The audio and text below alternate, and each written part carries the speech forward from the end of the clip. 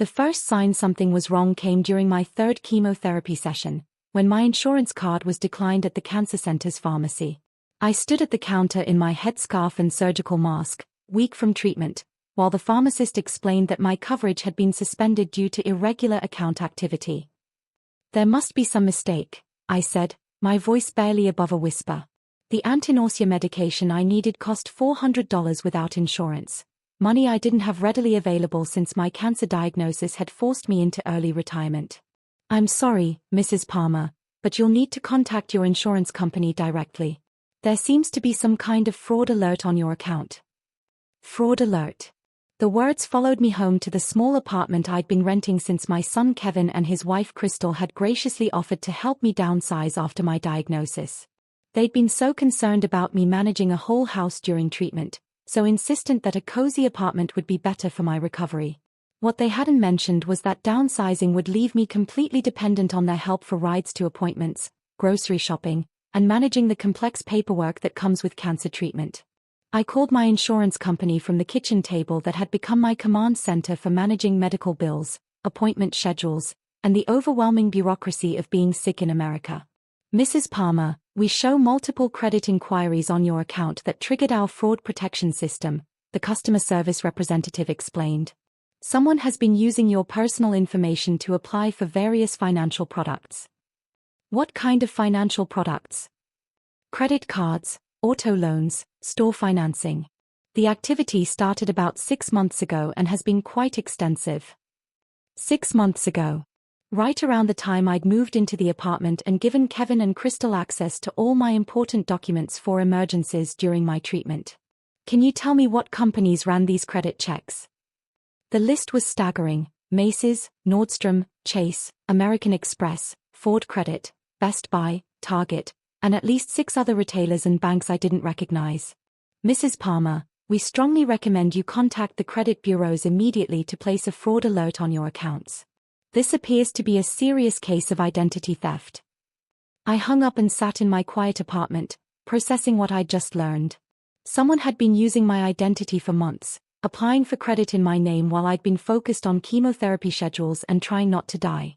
The logical suspects were limited. I lived alone, rarely went out except for medical appointments, and had given my personal information to only a few people: my oncologist's office, my insurance company, and Kevin and Crystal. But Kevin and Crystal were family. They'd been nothing but supportive since my diagnosis, driving me to appointments, helping with paperwork, even managing my mail when I was too sick to deal with it. The idea that they could be stealing my identity while I fought cancer was almost too terrible to consider. Almost. I called the credit bureau and spent 3 hours on hold, transferred between departments, explaining my situation to representatives who seemed more interested in reading scripts than actually helping. Finally, I was able to place fraud alerts on my accounts and request copies of my credit reports. The reports arrived a week later, and the reality was worse than I'd imagined. In the past 6 months, 17 different credit accounts had been opened in my name. The total credit extended was over $65,000, and according to the statements, $47,000 had already been spent. I spread the paperwork across my kitchen table like evidence at a crime scene. Macy's card, $3,200 limit, maxed out. Nordstrom, $5,000 limit, maxed out. Chase Sapphire, $8,000 limit, maxed out. And on, each account showing a pattern of immediate, heavy usage followed by missed payments. But the most shocking discovery was a Ford Credit auto loan for $23,000, taken out just 3 weeks ago for a 2022 Ford Explorer. According to the paperwork, I had apparently walked into a dealership, provided all necessary documentation, and driven off with a brand new SUV. This was interesting, considering I hadn't driven anywhere except to medical appointments in months, and those trips were always with Kevin or Crystal behind the wheel. I picked up my phone to call Kevin, then hesitated. If my suspicions were right, calling him would only give him time to prepare excuses or cover his tracks. If my suspicions were wrong, I was about to accuse my son of stealing my identity while I fought for my life. Either way, I needed more information before I made any moves. Instead, I called my oncologist's office and asked to speak with Sarah, the financial counselor who had helped me navigate insurance issues. "Sarah, this might sound strange, but I need to ask you about document security. When I fill out paperwork here, who has access to my personal information? Just medical staff with legitimate need. Why?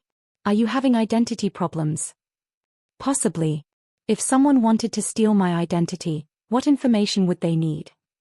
Social security number, date of birth, address history, mother's maiden name.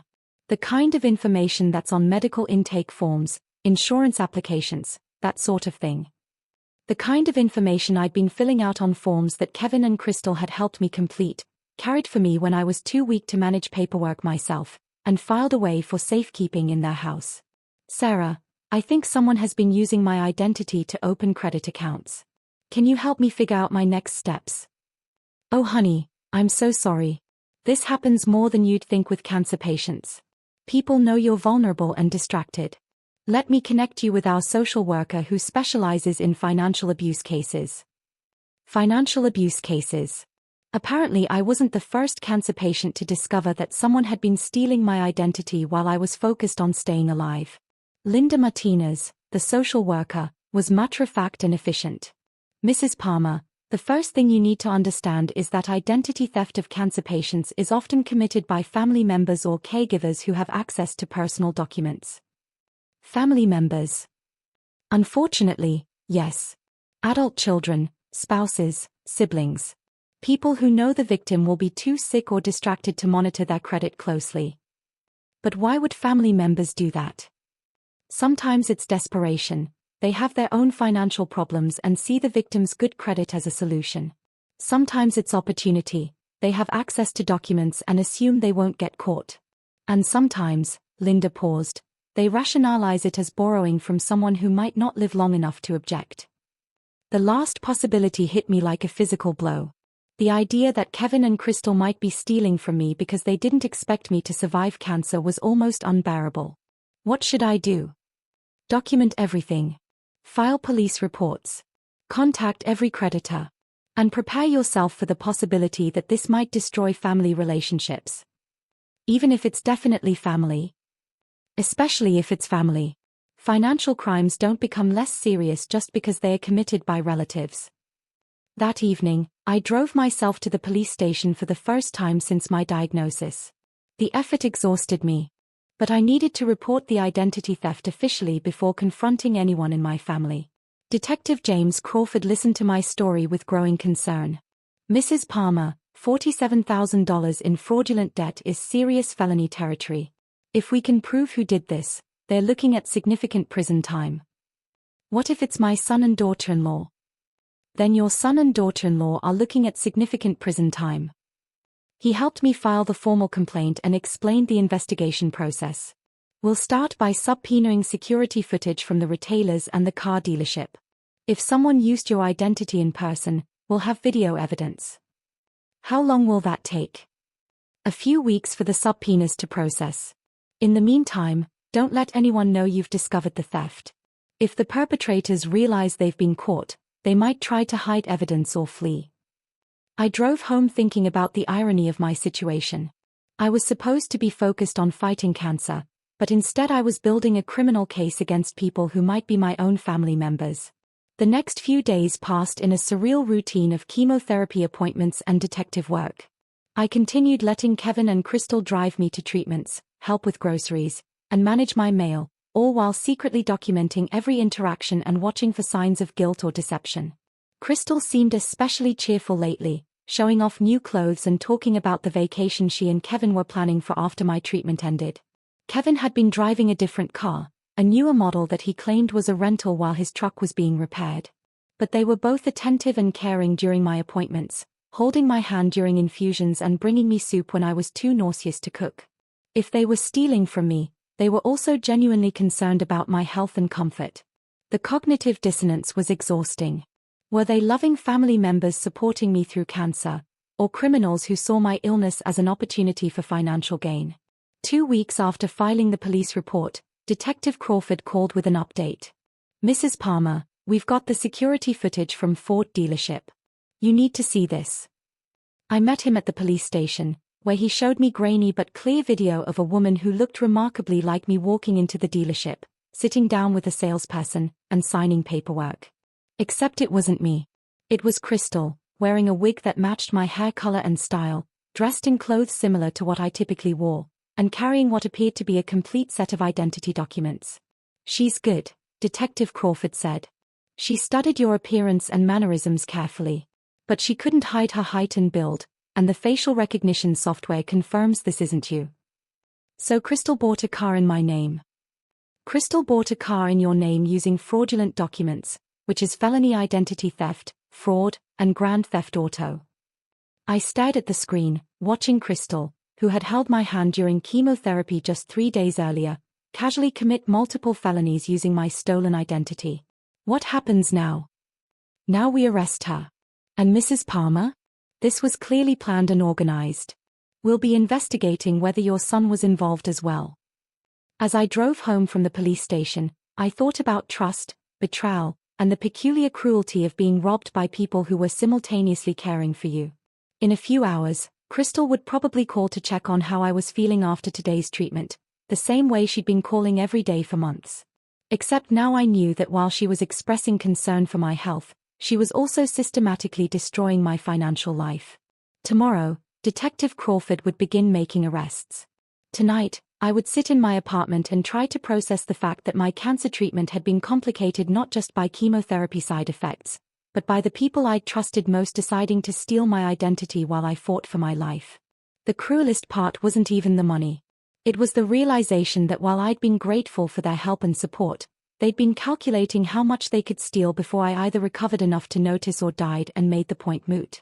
But they had made one crucial miscalculation. They had underestimated the survival instincts of a woman fighting cancer. I might be weak from chemotherapy, but I was nowhere near weak enough to let anyone steal my future while I was busy trying to secure it.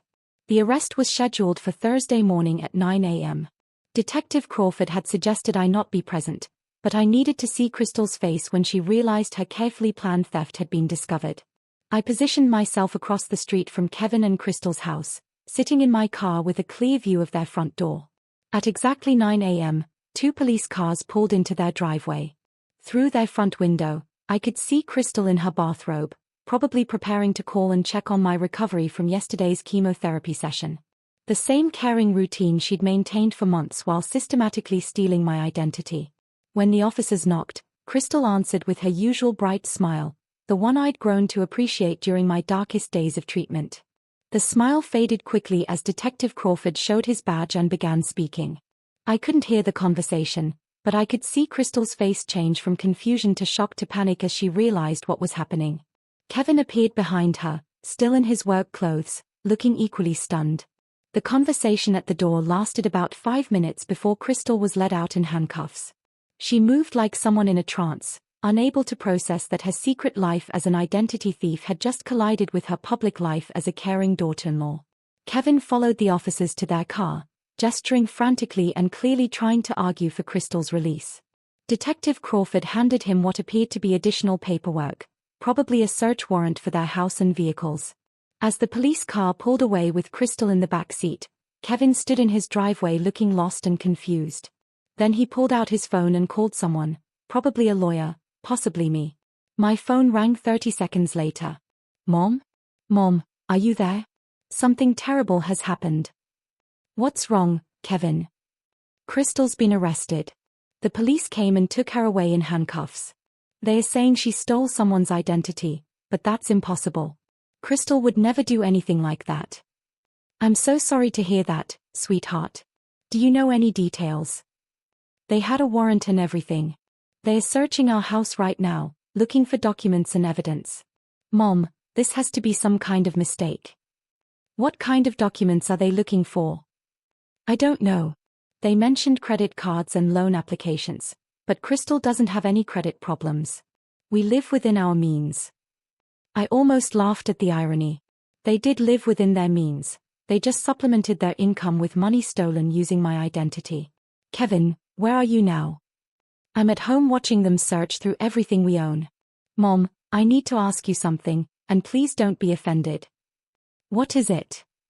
The detective mentioned that the victim is an elderly woman with cancer. He asked if I knew anyone who fit that description who might have had access to Crystal's personal documents. Kevin was clearly fishing, trying to figure out if I was the victim without directly asking. The question told me he suspected Crystal's guilt but was hoping for an innocent explanation. That's very specific, Kevin. Why would they ask you that? I don't know. But Mom, you're the only person I know who matches that description. And Crystal has helped you with paperwork during your treatment. He trailed off, the implications finally hitting him. Kevin, are you asking if I'm the victim Crystal is accused of stealing from? God, I hope not. Please tell me it's not you. I'm afraid it is, sweetheart. The silence that followed lasted almost a minute. I could hear voices in the background, presumably the officers conducting their search, and Kevin's labored breathing as he processed what I'd just confirmed. Mom, how did you find out? My insurance was flagged for fraud during a pharmacy visit. When I investigated, I discovered that someone had opened 17 credit accounts in my name and accumulated $47,000 in debt. 17 accounts. 17. Plus a $23,000 car loan for a Ford Explorer that Crystal apparently bought while pretending to be me. The Explorer, oh God, Crystal said she got a great deal on a trade-in. She got a great deal on identity theft, Kevin. The question is whether you knew about it. I didn't. Mom, I swear I had no idea Crystal was using your information. I thought she was just helping you organize your paperwork. She was organizing it, all right. She was organizing it into a complete identity theft kit. Kevin started crying, not the quiet tears of sadness, but the desperate sobs of someone whose world has just collapsed completely. Mom, what happens now? What happens to Crystal? Crystal is facing multiple felony charges. Identity theft, fraud, grand theft auto. She'll probably go to prison for several years. And us? What happens to our marriage? That's up to you, Kevin. But you should know that the financial damage extends beyond the stolen money. My credit is destroyed, my insurance has been compromised, and I've spent weeks of cancer treatment dealing with identity theft instead of focusing on getting well. Mom, I'm so sorry. I don't know what to say. You can start by telling me the truth about what you knew and when you knew it. I didn't know about the credit cards or the car loan. But... Kevin paused, clearly struggling with something. But what? But I knew Crystal had been spending more money than usual. New clothes, expensive dinners, talking about vacations we couldn't afford. When I asked about it, she said she'd found some side work doing administrative tasks for elderly clients. Administrative tasks. She said she was helping older people organize their finances and paperwork, and they were paying her well for it. Kevin, that wasn't a lie. She was doing administrative work for an elderly client. She was administering my stolen identity to create credit accounts for herself. The cruel irony wasn't lost on either of us. Crystal had been telling a version of the truth. She was helping an elderly person with financial paperwork. She just hadn't mentioned that the help was unauthorized and the elderly person was her mother-in-law. What do I do now, Mom? How do I fix this? You can't fix this, Kevin. Crystal committed serious crimes that have seriously impacted my health and financial security. The legal system will handle her consequences. But what about us? What about our family? I don't know yet. Right now, I need to focus on repairing the damage Crystal did to my credit and finances while I continue cancer treatment. Mom, please. There has to be something I can do to make this right. Kevin, your wife stole my identity while I was fighting cancer. She used my social security number to fund a lifestyle upgrade while I was worried about dying. The betrayal goes beyond money. It goes to the core of what family is supposed to mean. I know how bad this looks. It doesn't just look bad, Kevin. It is bad. Crystal saw my cancer diagnosis as an opportunity for financial crime. While I was grateful for her help and support, she was calculating how much she could steal before I noticed. Detective Crawford called me that afternoon with an update on the search. Mrs. Palmer, we found everything. Crystal kept meticulous records of her identity theft operation. What kind of records? Copies of all your documents, notes about your credit limits and spending patterns, even practice signatures where she was learning to forge your handwriting. Practice signatures. She'd been preparing for this theft for months. We found notebooks where she practiced writing your name, copied your address and phone number, and recorded details about your medical treatment schedule. My medical treatment schedule. She knew exactly when you'd be too sick from chemotherapy to monitor your credit or pay attention to financial details. She timed her largest purchases for the days after your treatments. The calculated cruelty of it was breathtaking. Crystal had been tracking my chemotherapy schedule not out of concern for my well-being, but to optimize her theft opportunities. Detective Crawford, how common is this type of crime? More common than you'd think, unfortunately. Cancer patients are particularly vulnerable because they are distracted by treatment and often dependent on family members for help with paperwork.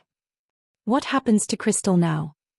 She's being held on $50,000 bail. The prosecutor is charging her with 12 counts of identity theft, fraud, and grand theft. She's looking at significant prison time. And Kevin? Your son appears to be a victim as well, in a sense. Crystal was lying to him about her activities, though his willful blindness to obvious lifestyle inflation raises questions about how much he really wanted to know. That evening, Kevin came to my apartment. He looked exhausted, aged 10 years in one day, and completely overwhelmed by the situation.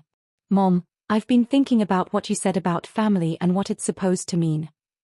And I realized that I failed you long before Crystal stole your identity. How do you mean? I knew Crystal was spending money we didn't have. I knew she was buying things and taking trips that our income couldn't support. But instead of investigating or questioning her, I chose to enjoy the lifestyle and not ask uncomfortable questions. Because it was easier. Because it was easier. And because part of me assumed that if Crystal was getting money from somewhere, it was probably legitimate and I didn't need to worry about details.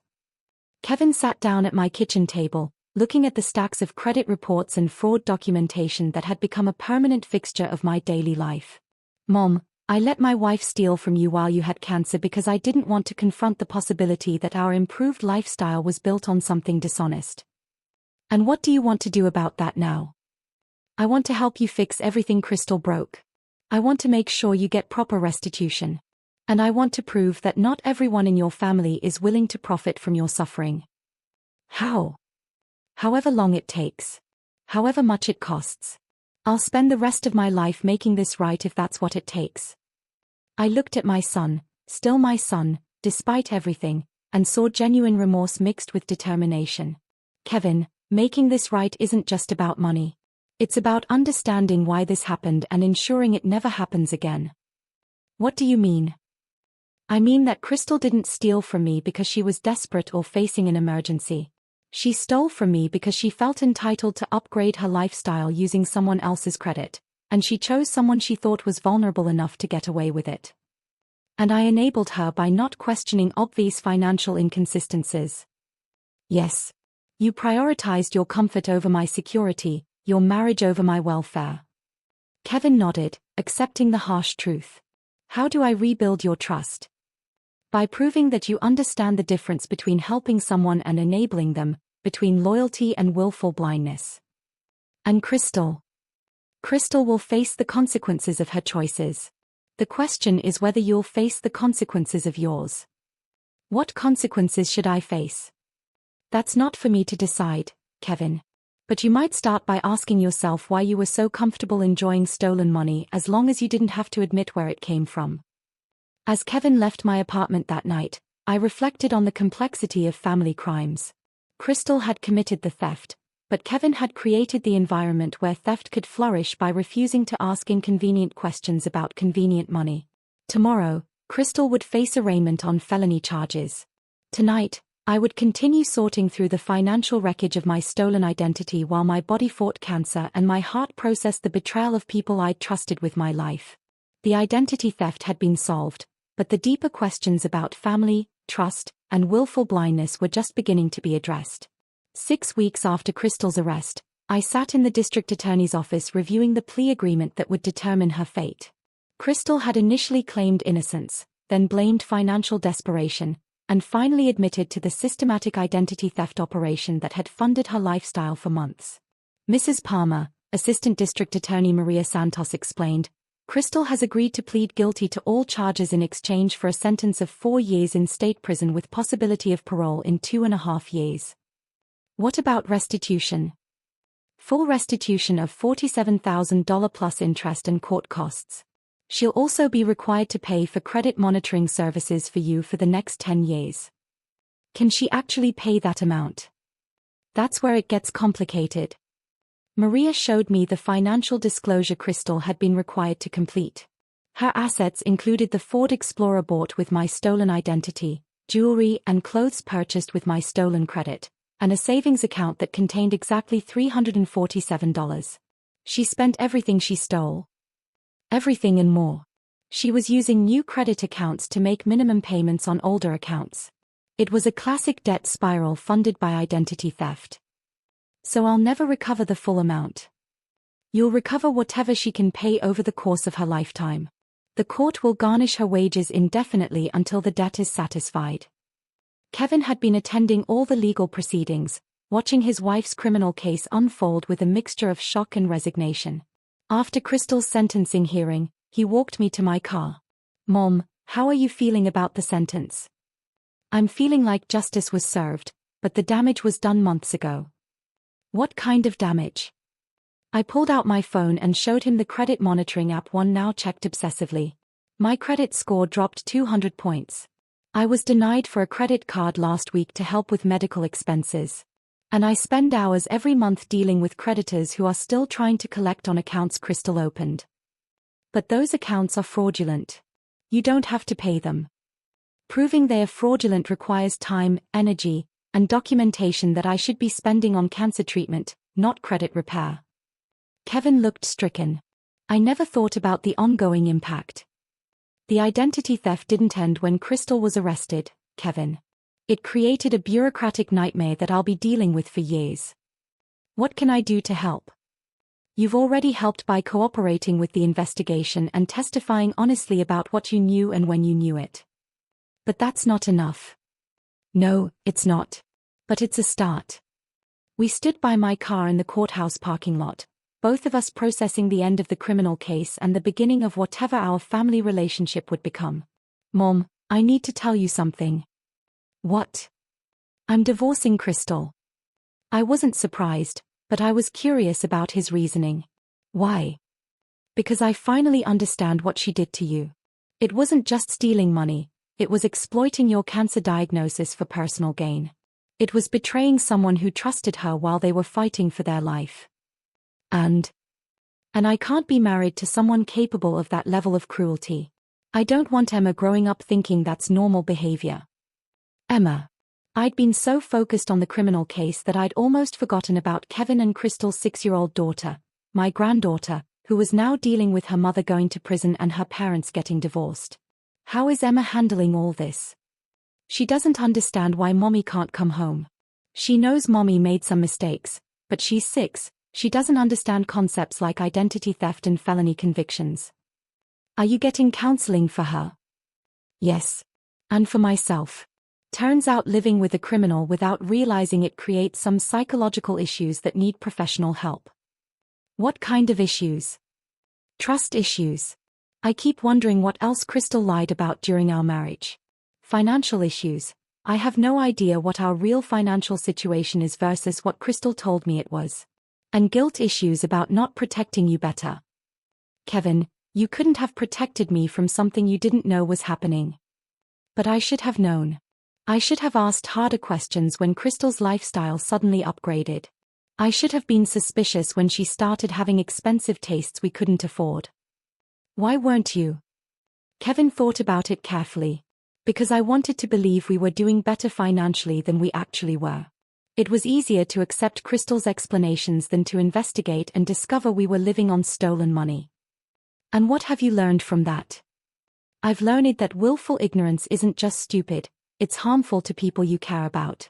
I've learned that enjoying the benefits of someone else's crime makes you complicit even if you don't know it's happening. What are you going to do with that knowledge? I'm going to make sure Emma grows up understanding that money has to come from legitimate sources, that lifestyle inflation requires income justification, and that family members protect each other instead of exploiting each other. 6 months later, my cancer treatment was complete and my doctors were cautiously optimistic about my prognosis. My credit score was slowly recovering, though I was still dealing with occasional issues from accounts Crystal had opened. Kevin had sold his house and moved into a modest apartment with Emma, using the proceeds to establish a restitution fund for my stolen money. It would take him years to pay back the full amount, but he was determined to make me financially whole regardless of how long it took. Crystal was serving her sentence at the state women's prison, where she was reportedly excelling in the financial literacy classes that were part of her rehabilitation program. The irony wasn't lost on me. She was learning how to manage money responsibly after stealing mine irresponsibly. Emma visited me every weekend, and we were building a relationship based on honesty about family mistakes and hope for family healing. She knew her mother had made bad choices that hurt people, and she was learning that choices have consequences even when you don't intend to hurt anyone. 1 year after Crystal's arrest, I received an unexpected letter from her in prison. "Dear Mrs. Palmer," it began, "I know my apology means nothing after what I did to you, but I need you to know that I understand now how much I hurt you. I've been working with a counselor here who specializes in financial crimes, and she's helped me see that what I did wasn't just stealing money, it was betraying someone who trusted me while they were fighting cancer. I told myself that you wouldn't notice the credit accounts because you were distracted by treatment. I told myself that you probably wouldn't live long enough for it to matter. I told myself that I was just borrowing money I'd pay back later. But the truth is that I saw your cancer as an opportunity to upgrade my lifestyle, and I chose my wants over your security. I chose my immediate gratification over your long-term welfare. I can't undo what I did. I can't give you back the time you spent dealing with identity theft instead of focusing on getting well. I can't restore the trust one violated or repair the family relationships I damaged. But I can promise you that I will spend every day of my sentence learning how to be someone who would never hurt another person the way I hurt you. I can promise you that Emma will grow up with a mother who understands that other people's vulnerabilities are not opportunities for personal gain. I don't expect forgiveness. I don't deserve it. But I hope someday you can find peace knowing that the person who hurt you no longer exists, and the person I'm becoming would never commit the crimes I committed against you. With deep remorse and respect, Crystal." I read the letter several times, then filed it away with the rest of the documentation from my identity theft case. Not because I forgave Crystal, but because it represented the final chapter of a story that had begun with my cancer diagnosis and evolved into a lesson about trust, family, and the price of willful blindness. Kevin continued making restitution payments and had developed into a more attentive, questioning person who verified information instead of accepting convenient explanations. Emma was thriving in counseling and learning that family love includes protecting each other from harm. As for me, I had survived both cancer and identity theft, and had learned that sometimes the most dangerous people are those who see your vulnerabilities as their opportunities. I had learned that family relationships require constant vigilance, that trust must be earned repeatedly, and that some betrayals create permanent changes in how you view the world. My social security number was the same as it had always been, but my understanding of who could be trusted with it had changed forever. My credit score was recovering, but my faith in family members' automatic good intentions had been permanently altered. The identity theft had cost me $47,000, months of bureaucratic hassles, and the simple comfort of believing that family members wouldn't exploit my cancer diagnosis for personal gain. But it had also taught me that I was stronger than I'd realized, that justice was possible even when crimes were committed by family, and that some relationships could be rebuilt on stronger foundations after being broken by truth. Crystal had stolen my identity, but she hadn't stolen my strength. Kevin had enabled her crimes, but he'd also chosen accountability over denial when confronted with evidence. And Emma was growing up understanding that love means protecting people, not exploiting them, a lesson that would serve her well in a world where vulnerability and trust intersect in complicated ways. The handcuffs had been removed from Crystal's wrists, but the consequences of her choices would follow her for decades. The identity she'd stolen had been returned to me, but the innocence about family loyalty that she'd taken could never be recovered. Sometimes the most expensive education comes from the people you trust most. And sometimes the most valuable lesson is learning that your worth isn't diminished by other people's willingness to betray it.